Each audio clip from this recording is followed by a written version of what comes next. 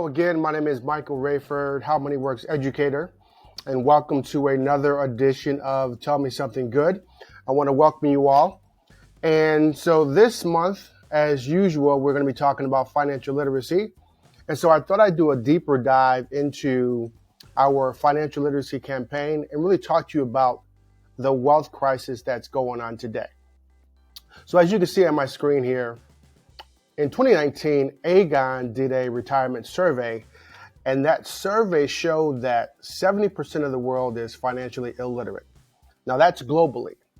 Now, the U.S. is not doing very well, and mainly because financial illiteracy is the number one economic crisis in the world. So that's what we're going to talk about this month. Now, in 2020, the Council of Economic Education did a survey of all 50 states here in North America. And as you can see, the state of Illinois is one of the states that does not require personal finance to be taught in high schools. And that's one of the major reasons why we have an issue with financial illiteracy, because this is something that should be required to be taught in high school, on the elementary level, on the junior high level. And I can tell you from personal experience that until I joined this campaign, I was not introduced to personal finance on any educational level, except for taking an economics class. Actually, it was home economics class, and really being introduced to how to write a check. But when it comes to personal finance, this is a problem that has been ignored throughout our country for a very, very long time. So that's one of the reasons why we're on this national campaign for financial literacy, because this is information that everyone should have access to in order to build a stronger and better financial future for themselves and their family. Now, financial illiteracy, as we know it today, can cause a lot of problems. Number one, it can cause poverty. Number two, debt, stress, divorce, confinement, and even a shorter lifespan because, of course, stressing over job, career, debt, and poverty can cause physical damage to your body. Now, a couple of stats that you definitely need to be made aware of, and the pandemic definitely made this more visible and more of a reality for us to see.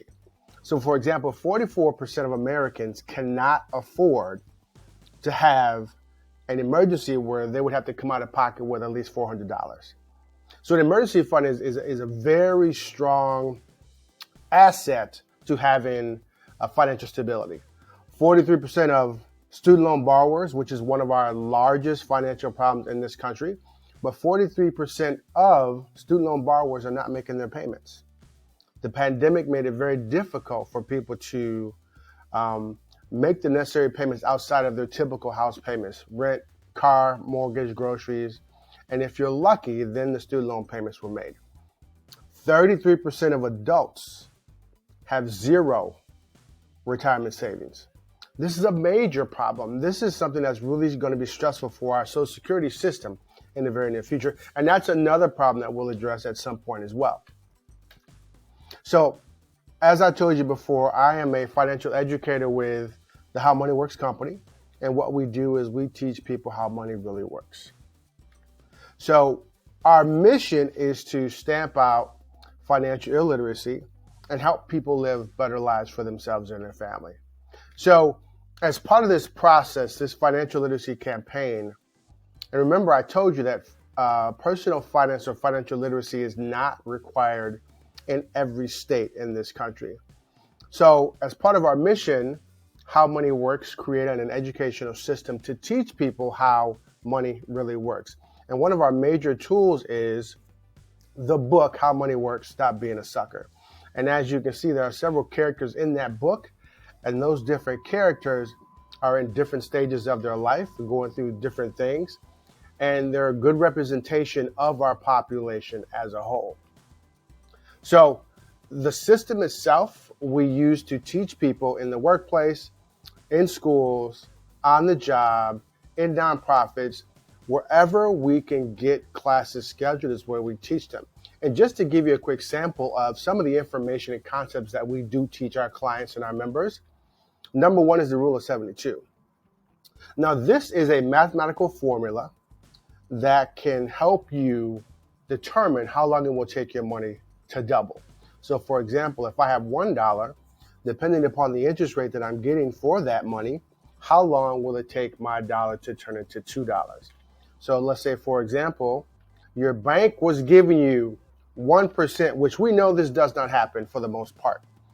If your bank was giving you 1% on your money, it would take 72 years for your dollar to turn into $2. Let's just say that you were lucky enough to get 3%. It would take your money 24 years to double.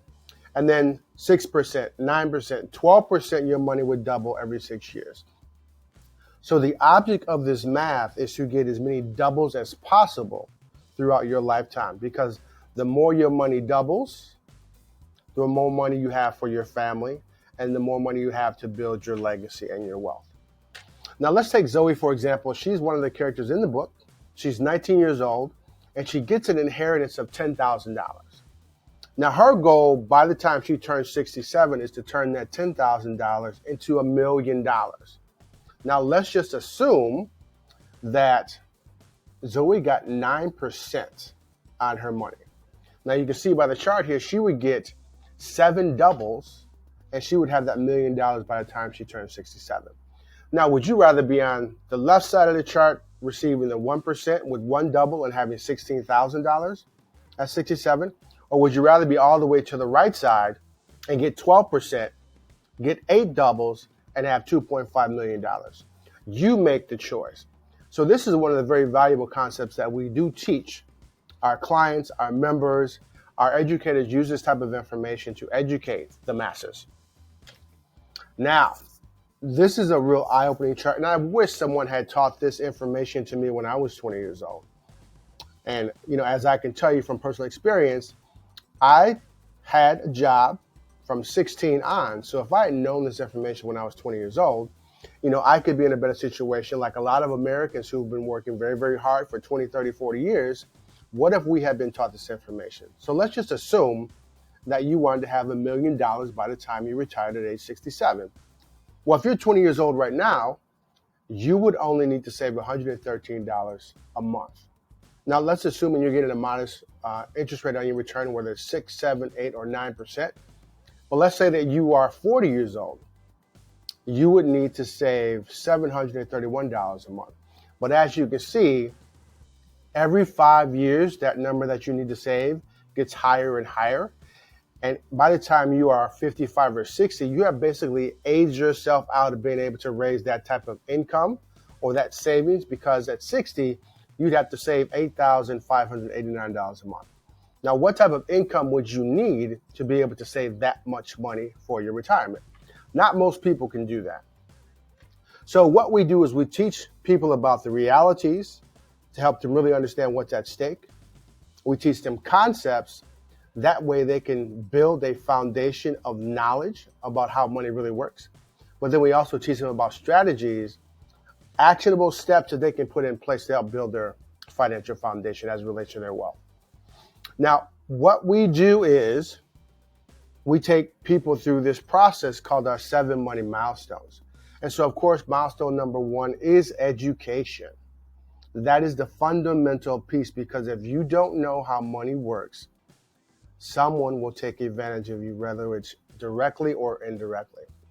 But then after that, we go through the rest of the milestones: proper protection, emergency fund, debt management, cash flow, building wealth, and then wealth protection.